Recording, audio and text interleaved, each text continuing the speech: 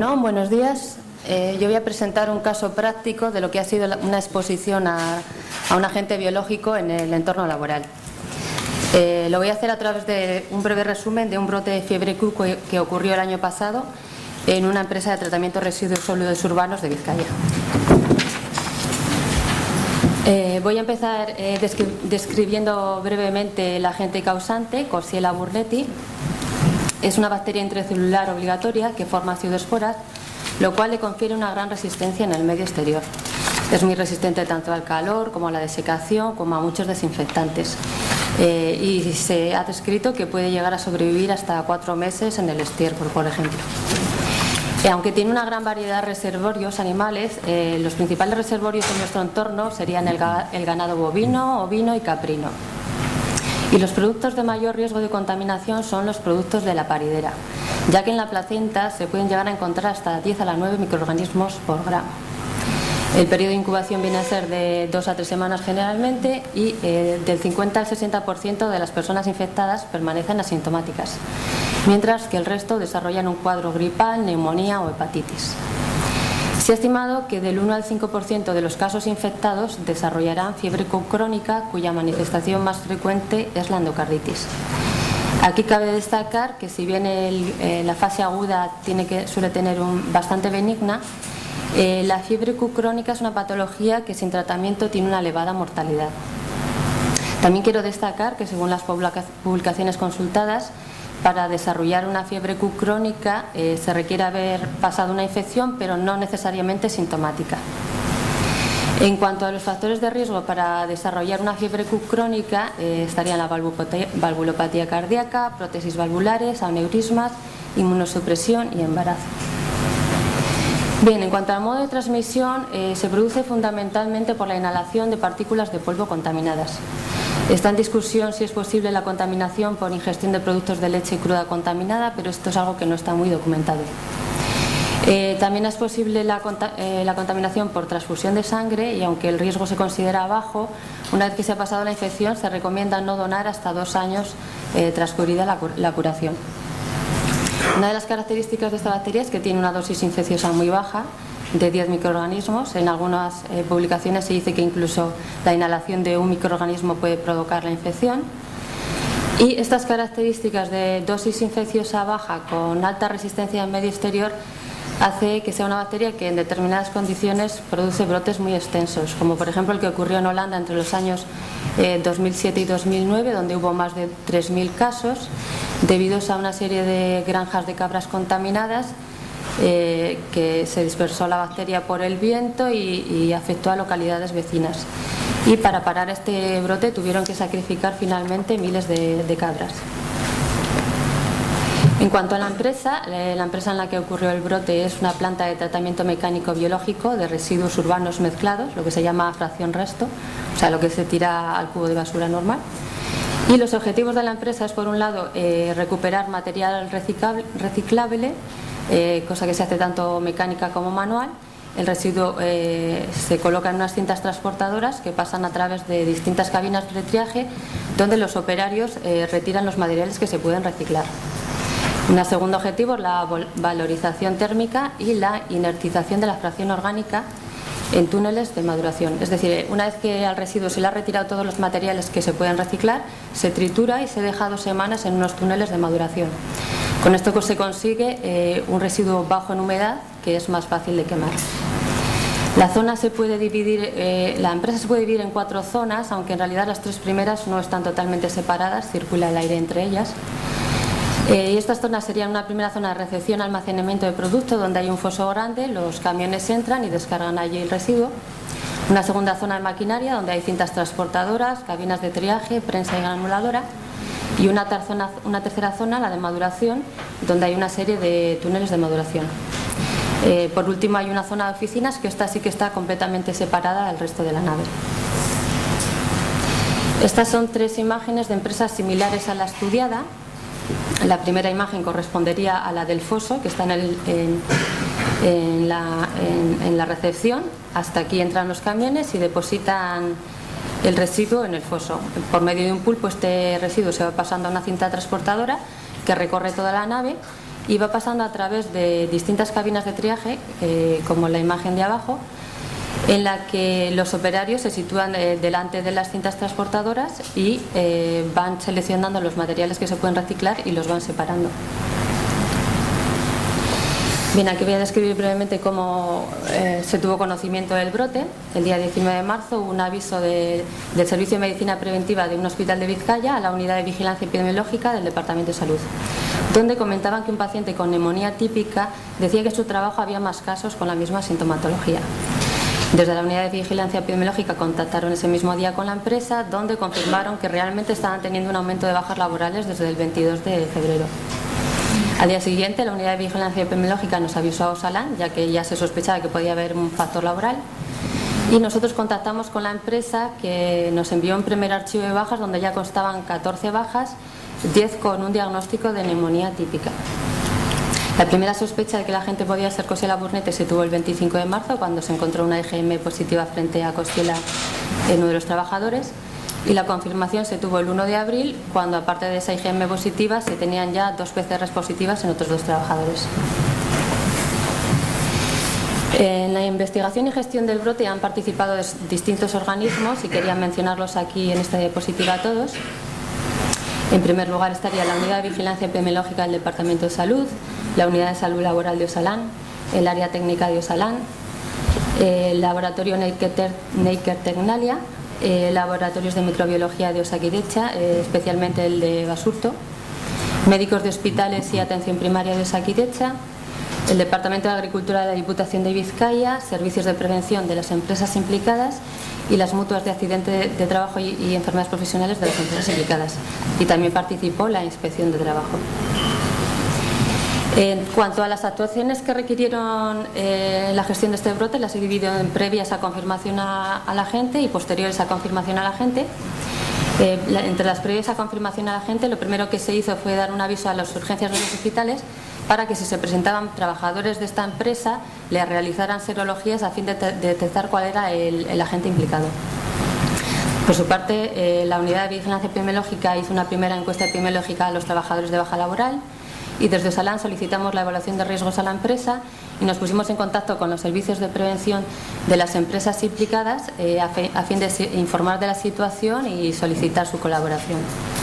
Cuando ya se tenía la sospecha de que la gente podía ser Coxiela Burnete, se hizo una visita a la empresa conjunta entre personal de la Unidad de Vigilancia Epidemiológica del Departamento de Salud y de la Unidad de Salud Laboral de Osalan, donde se recogió información sobre la actividad, los trabajadores, las instalaciones, el entorno, y ya en ese momento se vio que había animales en el exterior y ya comentaron que se solían ver restos de animales circulando en las cintas, con lo cual al principio no estaba claro si la contaminación provenía del exterior o del interior. Se dio un aviso al Departamento de Agricultura para que informara de los rebaños del entorno.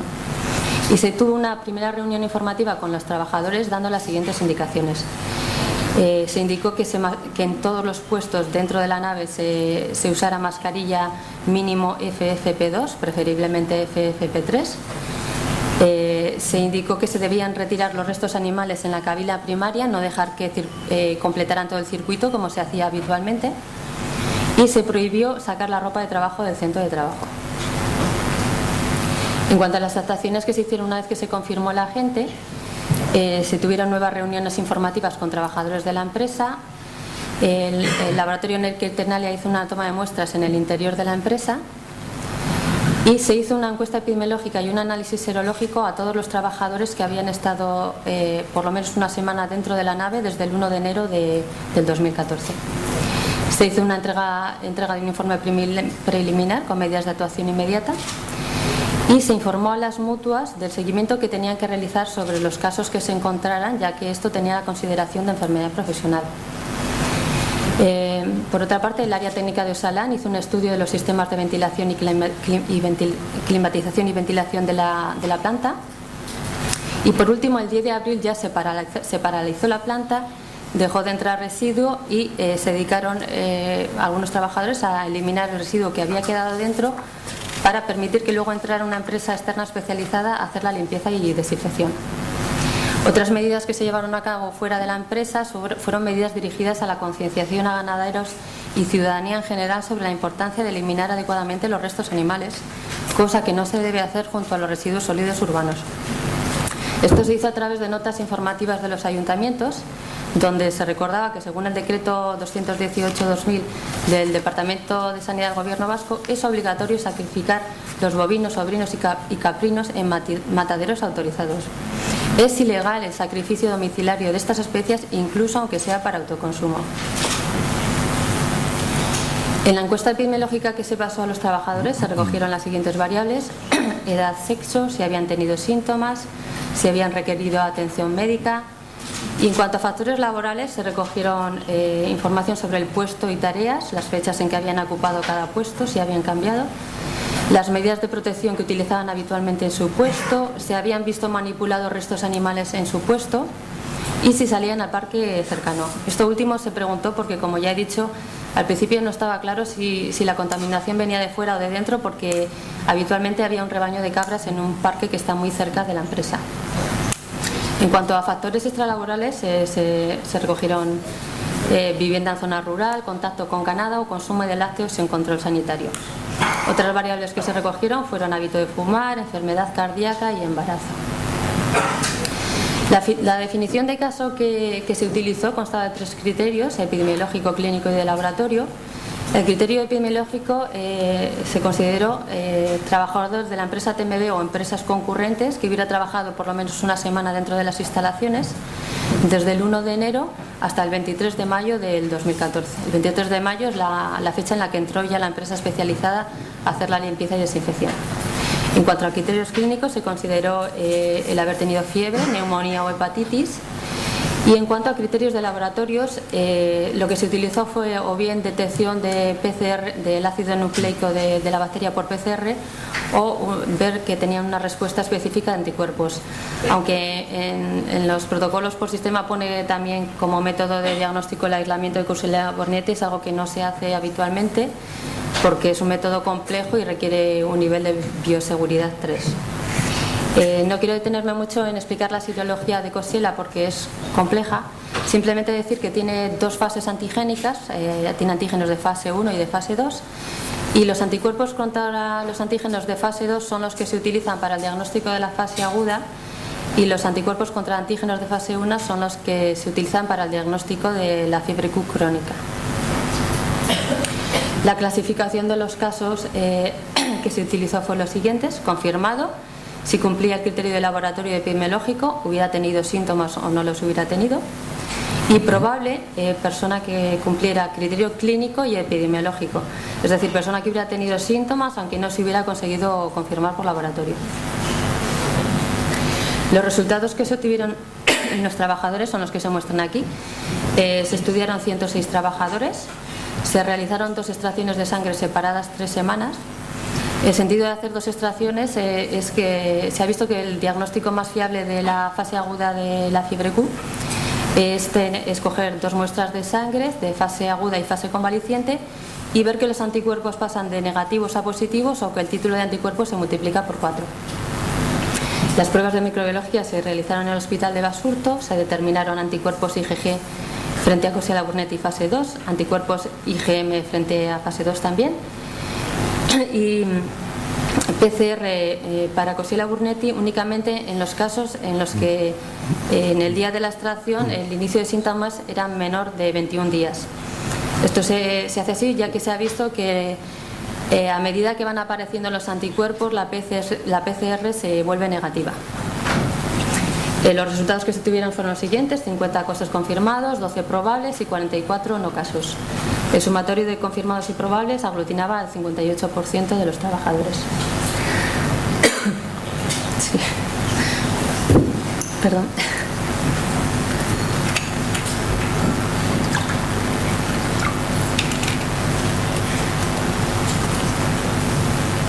Bien, se realizó un análisis estadístico entre los casos y no casos respecto de las variables que se habían recogido en la encuesta. No se encontró una diferencia significativa para variables edad, sexo, vivienda medio rural, contacto con ganado medio no laboral, hábito de fumar o área de la empresa en la que se trabajaba. y sí se encontró una diferencia significativa para el uso de protección respiratoria. Había una mayor probabilidad de infección para los que no lo usaban frente a los que sí. Cabe destacar que el único grupo de trabajadores entre los que no hubo afectados eran los trabajadores del área administrativa que no bajaban nunca a planta, porque había trabajadores del área administrativa que bajaban frecuentemente a planta y además lo solían hacer sin protección respiratoria, y entre ese grupo sí que hubo casos. En cuanto a los síntomas, en los confirmados, de los 50 confirmados, el 66% tuvo síntomas, y de esos casos confirmados que sí tuvieron síntomas, el 82% tuvo fiebre y el 39% tuvo neumonía. Otros síntomas fueron malestar, mialgias y dolor de cabeza. Entre los probables, el 100% tuvo síntomas porque es una condición indispensable para considerarlo caso probable, claro. No he querido entrar en el seguimiento que se hizo sobre los casos, simplemente decir que tanto a los casos probables como confirmados se les declaró como enfermedad profesional y se les hizo un seguimiento por parte de sus mutuas. En cuanto a los resultados ambientales, las muestras fueron recogidas por Neiker Tecnalia en el interior de la empresa y se analizaron por PCR a tiempo real.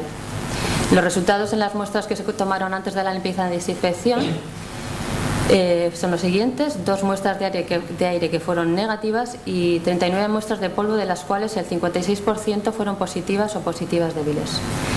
Después de que se hizo la limpieza y desinfección, se hizo una nueva toma de muestras en las mismas localizaciones y en este caso todas las muestras fueron negativas. El resultado de los animales del exterior, esto lo gestiona el Departamento de Agricultura de la Diputación Foral de Vizcaya. Se investigaron 81 cablas de 8 establos de terrenos próximos a la empresa, y las analíticas indicaban que no habían padecido una infección reciente por fiebre Q, lo cual descartaba el foco externo.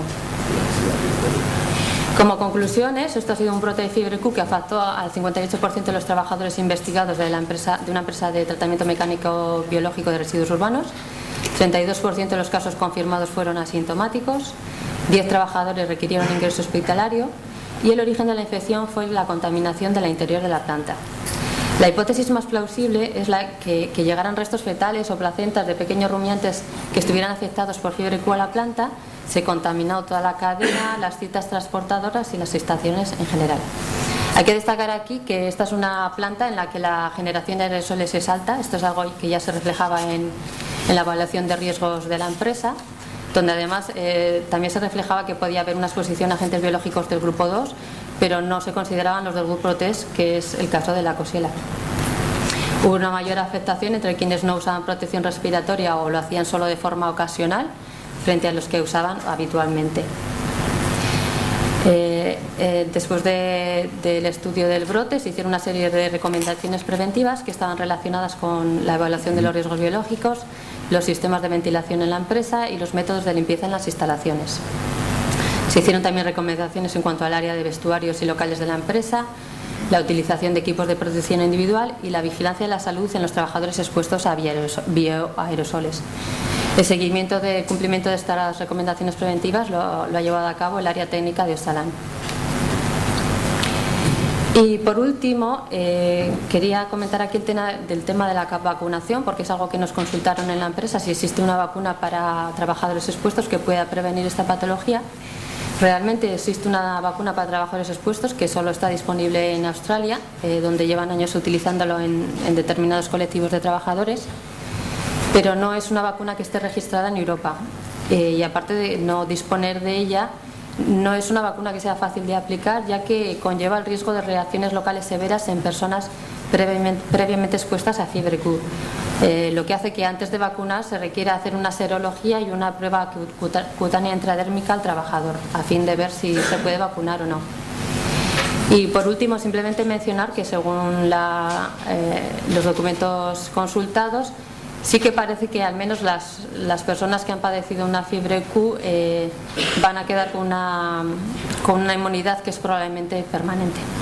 Y eso es todo. Muchas gracias.